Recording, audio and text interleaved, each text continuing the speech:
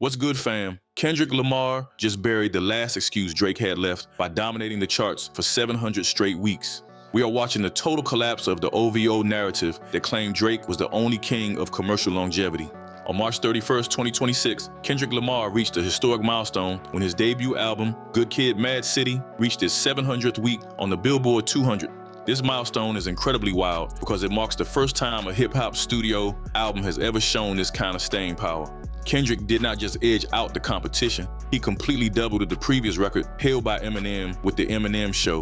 While Drake is currently watching his new snippets get roasted across every social media platform, Kendrick is reaching legendary heights that most rappers can only imagine. The most incredible part of this week is that the album actually climbed the charts, jumping from number 56 to 54 despite being out for over 13 years. This shows the music is still pulling in new listeners and gaining speed more than a decade after it first arrived. Kendrick is now one of only 11 artists in American history with an album hitting 700 weeks on the chart.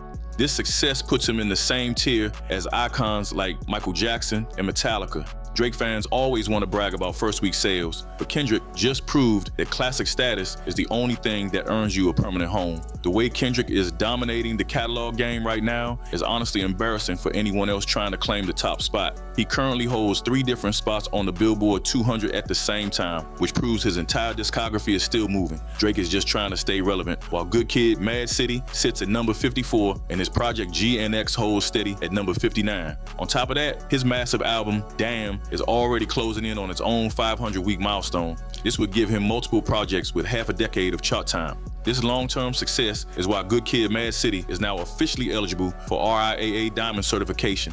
The album has moved 10 million units since that October 22nd, 2012 release date. When the album first arrived, it debuted at number 2 with 242,000 copies, and that momentum has never truly slowed down.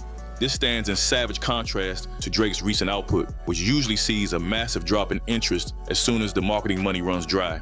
Industry experts say this endurance comes from the album being a timeless masterpiece that connects with every new generation joining streaming platforms. This level of staying power exposes the microwave nature of the Drake catalog. Drake is out here playing a numbers game while Kendrick is playing for greatness, and the scoreboard is finally telling the truth. Drake is currently drowning in a messy legal situation while Kendrick is standing on a pedestal making history for the culture. It is almost hilarious to watch Drake file a 117-page legal appeal against UMG and Kendrick over a diss track. While that happens, Kendrick is being compared to icons like Michael Jackson. UMG officially fired back in April of 2026 by stating that Drake is trying to undermine the rap genre because he lost the battle. This contrast is absolutely brutal because one man is making history with a project from 2012. The other is struggling to get his 2026 teasers played in the club without getting booed. Drake tried to rebrand himself as the Iceman lately, but everyone sees it as a massive cope and desperate damage control. Industry insiders are pointing out that this 700-week run is the ultimate proof that the boogeyman did more than just win a rap beef. He won the legacy war by proving his music has a soul that people actually want to revisit every single year. Drake's music often feels like it comes with an expiration date, but Kendrick's work is clearly built to last forever. This milestone confirms Kendrick as the superior artist who does not need bot farms or endless features to stay in the conversation.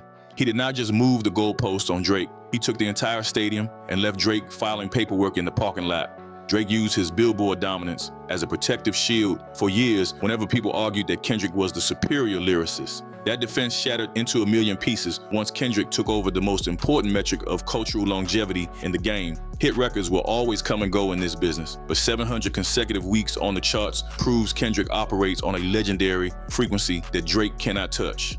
While the boy from Toronto stays busy fighting a legal case he already lost in the streets, Kendrick continues cementing his status as the greatest to ever touch a microphone.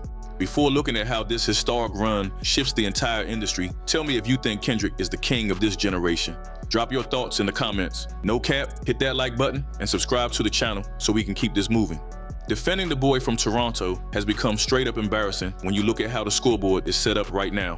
Kendrick keeps collecting historical plaques like they are infinity stones, while Drake drowns in a legal mess that feels more like a temper tantrum than a boss move. His team actually filed a massive 117-page legal appeal against Universal Music Group and Kendrick, all because of the song Not Like Us. Seeing a man who claimed to be the final boss for a decade resort to filing paperwork because his bars failed him is truly a pathetic sight. UMG finally hit their limit with the games in April of 2026, and their response should have ended the conversation for good. The industry giants will finally finish playing these games. The label officially stated that Drake is attempting to undermine the entire culture of rap because he cannot handle losing a battle in the court of public opinion. Receiving that kind of heavy accusation from the very label that built your career proves that even the industry giants are tired of the constant complaining. Desperation is written all over his face when you look at the new Iceman rebrand he keeps trying to force on the world lately. People on the internet are roasting the new look as a massive cope and a weak attempt at damage control to distract from Kendrick's victory, inventing a whole new persona just to escape the shadow of a loss the entire world witnessed in real time is a terrible look for any artist. It makes the man look desperate. Breaking down the contrast between these two artists reveals something truly savage about where their careers are heading right now. History is being made by Kendrick Lamar with a masterpiece he released way back in 2012 while Drake struggles to keep people from booing his new snippets in the club. One man receives his flowers for a timeless contribution to the art form while the other begs the legal system to save his reputation from a song everyone has on repeat. Billboard stats showing a 700-week run gave industry insiders the definitive proof they needed to call this race once and for all. This run proves the boogeyman did not just win a lyrical back and forth during a few weeks in the summer. He actually won the legacy war. The music Kendrick created has the kind of staying power that Drake's algorithm-driven hits simply cannot compete with over the long term. A massive difference between a passing trend and a permanent legend is unfolding right before our eyes, and every single receipt points in the same direction. Every single piece of evidence in this case is undeniable. Before we move on and see how Drake's whole numbers defense is officially getting cooked, tell me what y'all think. Did Kendrick really end the GOAT debate for good, or do those Billboard hits still hold weight? Tell me in the comments, no cap. While you at it, like and subscribe. Let's continue. Everything happening right now has permanently shifted how the world looks at the rivalry between Kendrick and Drake. For years, the only real argument Drake fans could make was about his massive Billboard numbers and how he dominated the charts every time he dropped a verse. They loved pointing at those chart positions like a #1 single was proof that Drake was a better artist than someone who actually focuses on the craft. That whole defense just fell apart because Kendrick has taken the lead in cultural longevity, which is the only metric that really counts in the end. Anyone can buy a big opening week with a massive label budget or fake social media engagement, but you cannot purchase 700 consecutive weeks on the charts. Real endurance like that comes from people actually caring about the music, not from a label checkbook or a bunch of bots trying to manipulate the results. Kendrick's Good Kid, Mad City album did more than just stay on the Billboard 200. It actually climbed back into the top 10 of the top rap albums chart this week. It shows that Kendrick's older projects are still doing better than almost everyone else's brand new music, and that includes the tracks Drake has been trying to tease lately. This legendary run proves Kendrick Lamar is a top-tier artist who does not need to drop 20 songs every year just to keep people talking about him. Kendrick can disappear for years, and his catalog will still pull in numbers that most rappers will never reach in their entire lives. This specific milestone places him in a league of stardom that Drake will never touch, and filing legal appeals is not going to change that. He has reached the same legendary status as icons like Michael Jackson and Bob Marley, where the music becomes a permanent part of our culture. Drake is currently trying to rebrand himself as the Iceman, but that kind of manufactured hype cannot compete with a project that actually changes how people see the world. Kendrick Lamar did more than just move the goalposts for the entire rap industry with this victory. He basically took the whole stadium and left Drake behind to argue with his lawyers. The debate is over because nobody can argue with 700 weeks of proof that the culture has chosen Kendrick as his leader. While Drake keeps filing his appeals and trying to sue his way back into the spotlight, the fans have already made their choice with their ears and their wallets. Kendrick is out here making history while Drake is busy making excuses, which is exactly why this battle was over before it even began.